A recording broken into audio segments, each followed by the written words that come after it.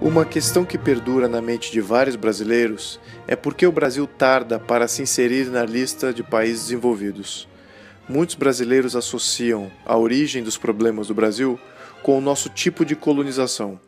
Outros culpam a etnia do brasileiro e outros culpam seu comportamento passivo, favorável a líderes carismáticos e paternalistas. Para responder essa pergunta, temos que eliminar o raciocínio que apela por respostas sociológicas sem qualquer embasamento empírico ou científico que analisa causa e consequência. Para tal efeito, é importante traçar um paralelo com uma nação de sucesso, a que mais se assemelha à nação brasileira, para identificarmos se essas perspectivas populares têm algum fundamento. Essa nação da qual falamos é os Estados Unidos. Os Estados Unidos têm recursos naturais semelhantes ao do Brasil, têm tamanho geográfico semelhante ao do Brasil e têm população com origens e etnias similares ao do Brasil. No entanto, como veremos adiante, não foram os recursos naturais, o tamanho geográfico e a etnia das pessoas que distinguiram os Estados Unidos do Brasil ao longo do tempo.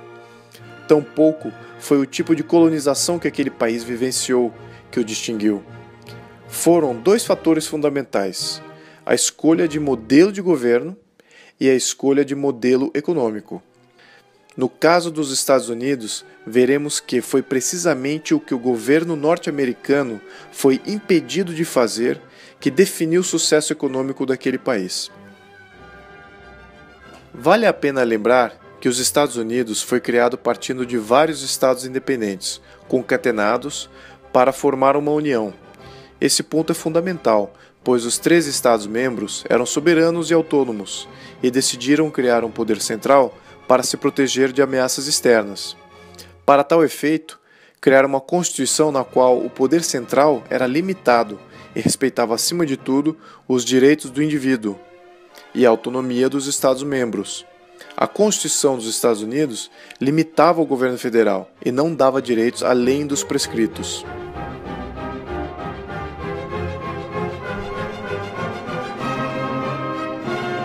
A própria letra da Constituição americana é muito semelhante aos 10 mandamentos bíblicos, no sentido que prevalece a visão de impor limites. O governo não irá criar leis contra isso, o governo não irá criar leis contra aquilo, etc. Nota-se que é uma preocupação dos fundadores dos Estados Unidos contra a criação de um Estado tirânico, e isso era forte e unânime.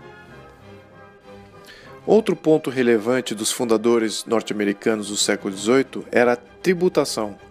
O lema tributação sem representação igual a tirania foi o lema central que incitou a guerra pela independência e mais tarde se tornou o valor de base da sociedade americana. O princípio liberal era simples e tinha duas vertentes. Primeiro, aqui o governo não pode recolher impostos, senão os impostos que o povo assim o permite recolher. E o segundo é a representação legítima dos governantes para com os governados. O povo é quem permite ser governado, e o povo só se permitirá ser governado por quem é legítimo a governar.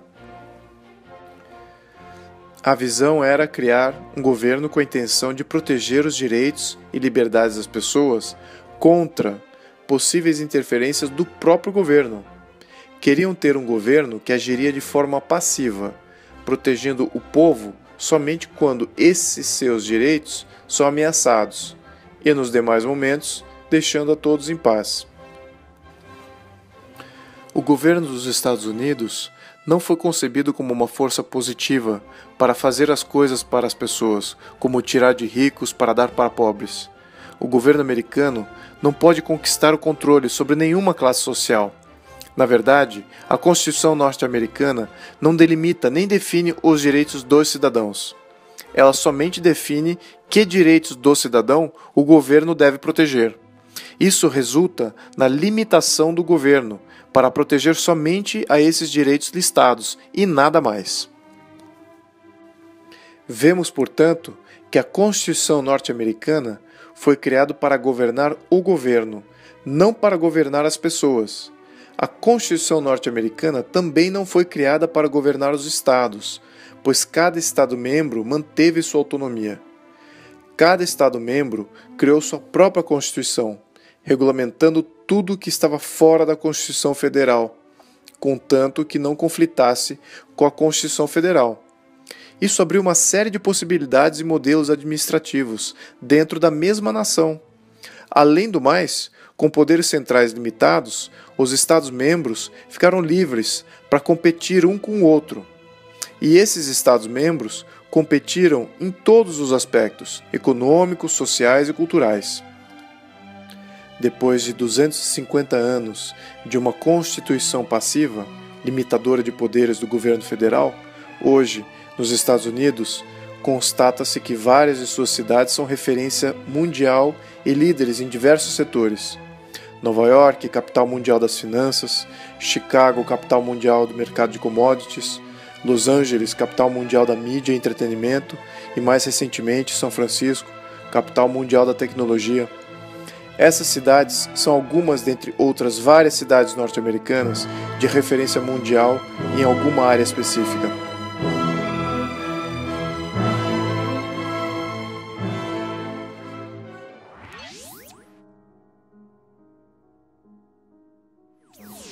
E no Brasil? O Brasil nasceu como um estado unitário, ou seja, não haviam estados-membros que se juntaram para formar o Brasil. A jurisdição do território brasileiro já era íntegra e indivisível, e não haviam partes autônomas. Portanto, foi uma decisão natural a opção por centralizar o poder na formação do país, no início do século XIX.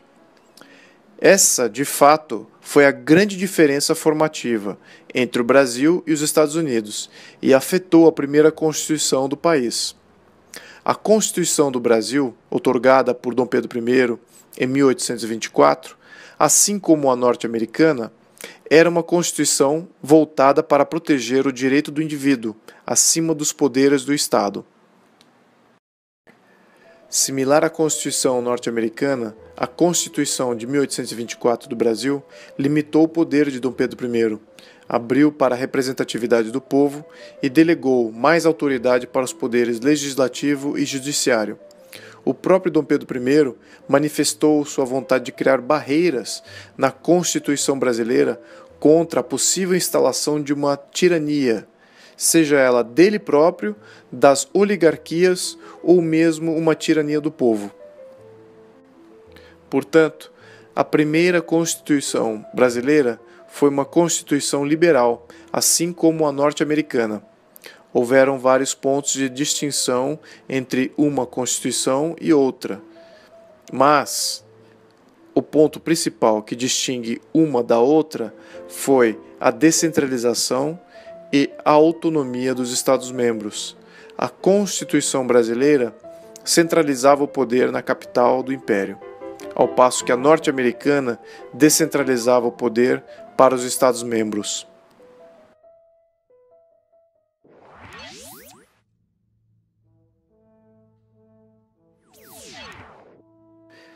Mas o poder centralizado foi um fator negativo no desenvolvimento no Brasil? Sim, mas a centralização não foi um fator tão grande no início do século XIX como foi no início do século XX. Vejamos, durante o século XIX, a Revolução Industrial ainda ganhava força no mundo e não estava na sua plenitude. Nesse período, uma elite econômica brasileira despertava na agricultura escravagista. Na época, os ganhos na lavoura, com a utilização de mão de obra escrava, ofuscavam a criação de riqueza através da indústria. Coube à monarquia brasileira liderar medidas contra este modelo econômico, escravocrata, para promover avanços socioeconômicos. Mas a centralização do poder por si só trabalhou contra estes avanços, pois o poder político centralizado também centralizou o poder econômico. O Brasil Império criou oligarquias econômicas poderosas na agricultura, e estes passaram a exigir mais poder político central. Essas oligarquias afetaram a escolha de modelo econômico do país, o tornando cada vez mais em uma economia centralizada e dirigida pelo Estado. Mas por que então o Brasil não federalizou o poder no século XIX? O modelo federalista de referência passou por sua pior fase no século XIX. Nos Estados Unidos, a diversidade de modelos políticos e econômicos entre os estados autônomos levou aquele país para uma situação de guerra civil. Em 1861, os estados do Sul, de economia agrícola e escravista, se rebelaram contra os estados do Norte, industrializados. Os estados do Norte, mais ricos e dinâmicos, venceram. Essa experiência foi um alerta às outras repúblicas recém-formadas que tinham os Estados Unidos como modelo. No Brasil, a proteção da integridade nacional era uma preocupação legítima, considerando nossa vizinhança. Logo em 1864, explode a Guerra do Paraguai. Neste momento, um Estado central forte era mais capaz de responder melhor a esse tipo de desafio externo do que uma federação. Vale a pena notar, no entanto, que nos Estados Unidos, após a Guerra Civil, os Estados-membros permaneceram independentes economicamente e competiam entre si e o mundo. Essa livre competição entre os Estados fizeram com que eles encontrassem suas competências e rapidamente se reestruturassem.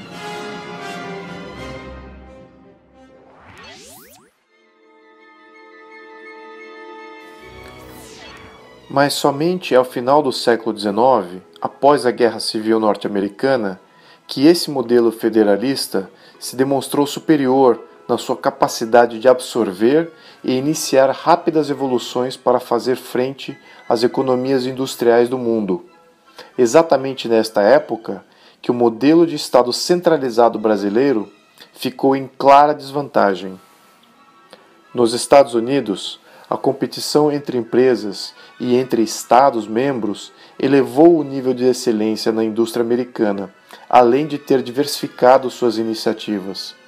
Ao passo que no Brasil, as oligarquias agrícolas, feitas ainda mais poderosas por controlarem o governo central, não diversificaram a economia, impedindo a industrialização do país. Ao final do século XIX, o balanço histórico para o Brasil mostrava uma clara necessidade de mudanças. O Brasil, apesar de ter nascido um país de política liberal e de livre comércio, assim como os Estados Unidos, chega ao final do século XIX como um país oligárquico, com uma economia controlada. No mesmo período, no balanço norte-americano, vemos que o federalismo limitou e descentralizou o poder do governo central e diversificou o poder dos oligarcas e preparou melhor o país para as evoluções do século XX. A monarquia brasileira no século XIX era sapiente desta discrepância evolutiva e tentou corrigir o rumo, acabando gradualmente com o sistema econômico da escravatura. Mas isso provocou a ira dos oligarcas, que eventualmente se rebelaram contra o Estado monárquico. Com o advento da Primeira República Brasileira, várias discussões sobre a organização do Estado se sucederam e ficou evidente que um governo descentralizado seria um sistema mais adequado para o Brasil. Com a nova Constituição de 1891, cria-se, portanto, um Estado de fato federativo, a República dos Estados Unidos do Brasil, com Estados-membros autônomos. Infelizmente, para a jovem República Brasileira, o poder e influência dos oligarcas era pleno e sofisticado. A mesma oligarquia agrícola que subverteu o Brasil Império, subverteu a intenção federalista da Primeira República, e o poder político e econômico voltou a ser concentrado mais uma vez nas mãos de poucos e retardou a inovação econômica do país por mais 4 décadas.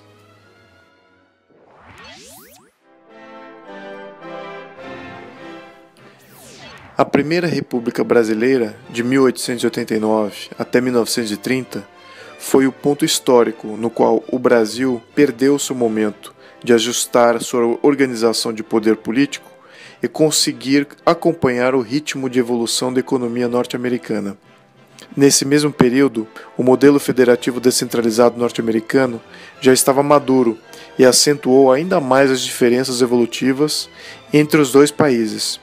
A invenção do automóvel e a introdução de novos métodos de produção em série solidifica o modelo de governo norte-americano como fomentador da livre iniciativa e acúmulo individual de riqueza.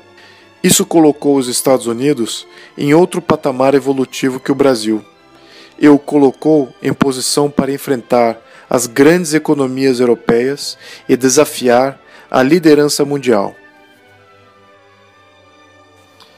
No mesmo período que isso ocorria nos Estados Unidos, as oligarquias no poder da República Brasileira escolhiam manter o seu modelo político centralizador e sua economia baseada na agricultura. Portanto, durante o século XIX, pode-se dizer que o Brasil e os Estados Unidos estavam dentre as novas economias do Novo Mundo, com economias díspares, mas ambas com atrativos semelhantes. Mas já no início do século XX, o Brasil República passou a ser considerado uma economia simples, enquanto que os Estados Unidos gozava de uma economia diversificada e sofisticada. A lição que fica dessa comparação é da importância de blindar estados e governos das ações de oligarquias. O federalismo ajuda nessa blindagem, proporcionando diversificação e descentralização de poder. O Brasil falhou neste quesito durante o Império e falhou novamente em todas as formas de república subsequentes. Se adiantarmos o relógio de nossa análise através do século XX, constatamos que, em nenhum instante da história republicana brasileira, houve a remota intenção de descentralizar o poder federal de fato. A despeito de toda a Constituição republicana clamar que o Brasil é uma república federativa, a federação de Estados-membros independentes no Brasil nunca se materializou assim como nos Estados Unidos. Ao contrário, com os avanços em comunicações e tecnologia digital, o governo central aumentou o controle sobre o cidadão em todo o território nacional.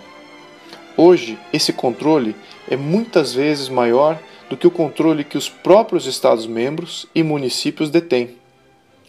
Apesar que o Brasil tenha sempre escolhido modelos jurídicos liberais, tanto na forma de uma monarquia constitucional quanto na forma de uma república, ambos modelos subestimaram os poderes de subversão dos oligarcas e populistas.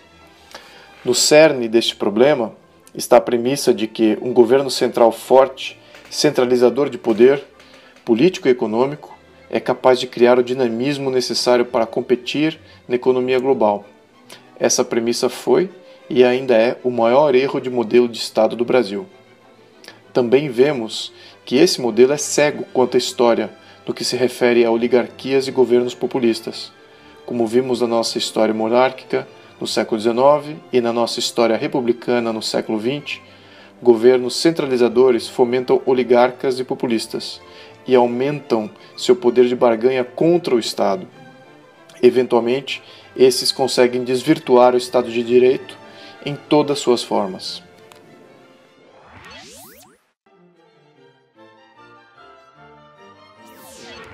Mas o sistema de governo central, por si só, não é capaz de explicar a pergunta do porquê o Brasil ainda não é uma potência de primeiro mundo.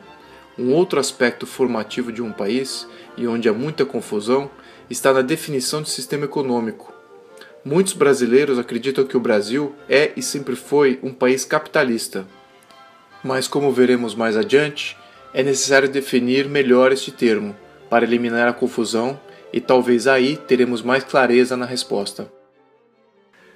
Na raiz deste problema está o conceito básico da economia, que é o termo capital, ou melhor definido como o meio de produção. O capital nesta conotação pode significar também máquinas e equipamentos, ou até mesmo uma simples vara de pescar. Nos falidos países comunistas, a definição de capital estendia-se e até as pessoas eram consideradas um meio de produção. Portanto, por simples extrapolação deste termo universal, todos os países são capitalistas. Então, qual a diferença entre o sistema comunista e o sistema capitalista, como entendemos hoje? A diferença está na propriedade do capital. O sistema comunista pressupõe controle total dos meios de produção e monopólio de governo em todas as áreas da economia, ao passo que o sistema capitalista pressupõe capital privado individual e em competição via mercados livres de governo. As variações que existem entre essas duas formas de sistema é onde há confusões. Antes de irmos adiante, vamos definir também livre mercado, ou mercado livre. Basicamente, é um sistema autorregulado, no qual todas as entidades são livres para transacionar uma com a outra e definem seus preços, sem interferência de governos. Mas quando há coerção pela força, perda excessiva ou dano físico, o governo intervém para proteger direitos dos agentes envolvidos no livre mercado. Isso protege a integridade do mercado como sendo livre e limita a intervenção do governo em seu funcionamento. Outro termo importante é propriedade privada. Para que haja propriedade privada, 4 aspectos têm de ser respeitados: registro, controle, posse e direito de venda. Em um sistema capitalista, ter propriedade e liberdade andam de mãos dadas. Num sistema capitalista, o capital é de propriedade privada e de controle privado. No sistema socialista, o capital pode ser tanto de propriedade privada como de propriedade do Estado, mas o seu controle é sempre do Estado. O Manifesto Comunista de Karl Marx é bem explícito em destruir e abolir a propriedade privada, acreditando, portanto, ao Estado toda a criação do bem-estar e do desenvolvimento econômico. Como a história comprovou, em todos os estados socialistas e comunistas, o capital controlado pelo Estado resultou em preços altos e qualidade baixa. Sem competição, não há melhorias na entrega de produtos e serviços, e todo progresso se estagna e o Estado quebra.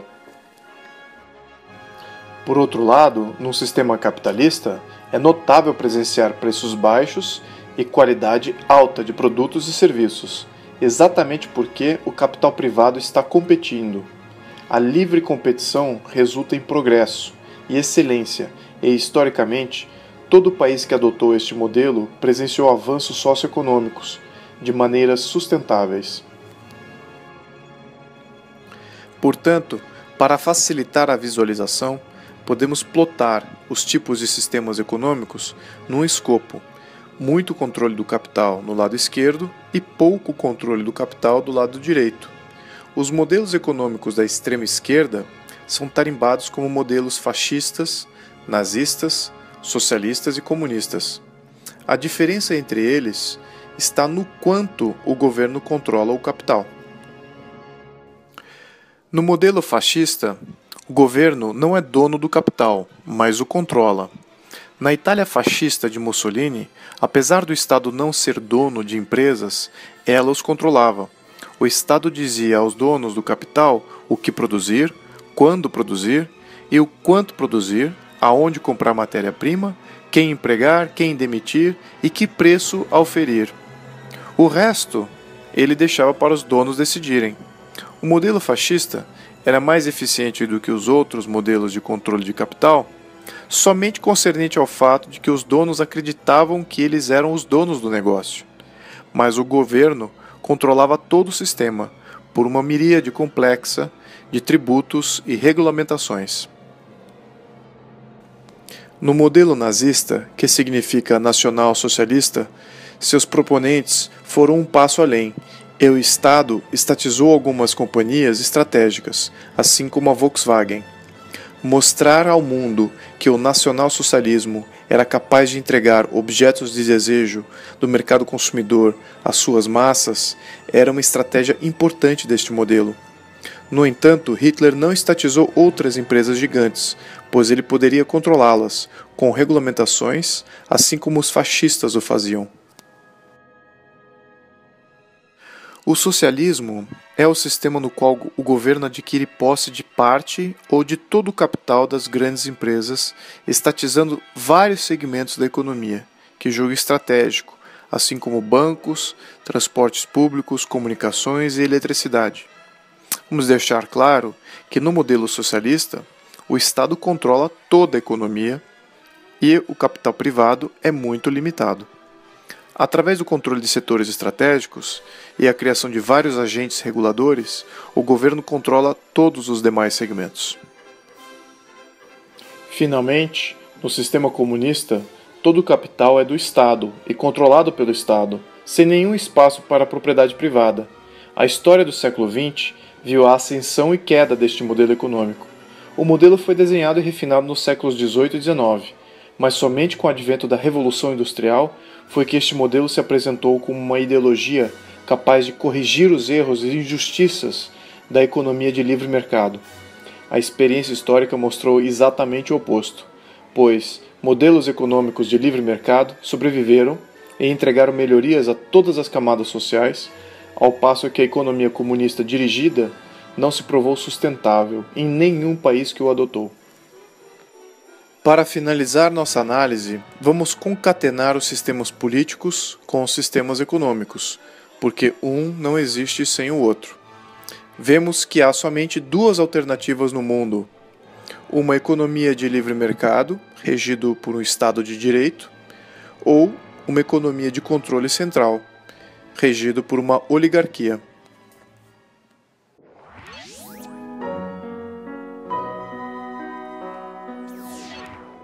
Qual o modelo econômico que melhor caracteriza o modelo brasileiro? Bem, durante os últimos 120 anos de república, constatamos alguns pontos centrais.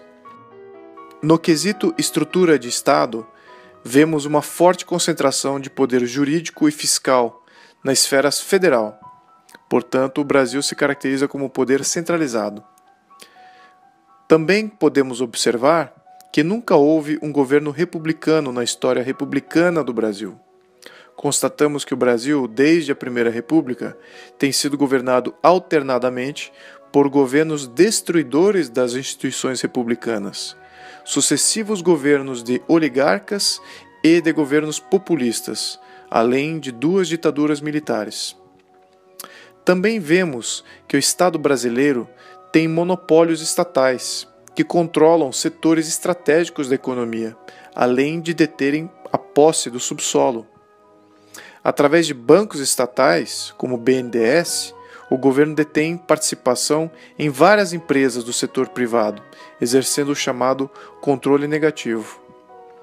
Finalmente, notamos também que, através de tributação e regulamentação, há várias limitações e controle do capital privado. Portanto, considerando todas essas atribuições, o Brasil se enquadra perfeitamente em uma definição de economia socialista. Ao observarmos os demais países do mundo, e os países desenvolvidos em específico, vemos que há uma variedade de virtudes que os qualifica como país desenvolvido: alto índice de desenvolvimento humano, eleições livres e frequentes, classe média majoritária, Estado de direito, poucas restrições à propriedade privada, sistema financeiro independente e com moeda estável. Países como Inglaterra, França, Alemanha, Suíça, Dinamarca, Noruega, Suécia, Japão, Itália, Estados Unidos, Austrália, Espanha e Canadá são exemplos de países considerados desenvolvidos. Interessante notar que são países constituídos como monarquias constitucionalistas ou república. Interessante também notar que alguns destes já adotaram diversos modelos econômicos e políticos ao longo de sua história. No entanto, o fator determinante de seu sucesso nas últimas 3 décadas é uniforme. Todos têm governo de poderes limitados, têm estrutura de Estado descentralizada e operam com o modelo econômico capitalista de livre mercado. Portanto, fica evidente que o Brasil é um país com governo centralizado e de economia controlada, característico de países socialistas. O fato é que no Brasil nunca houve poder federal, limitado e descentralizado de fato, e nunca houve uma economia capitalista de livre mercado, pois um não existe sem o outro. Isso, mais do que qualquer outra explicação sociológica, explica a nossa questão inicial do porquê o Brasil não é considerado um país desenvolvido.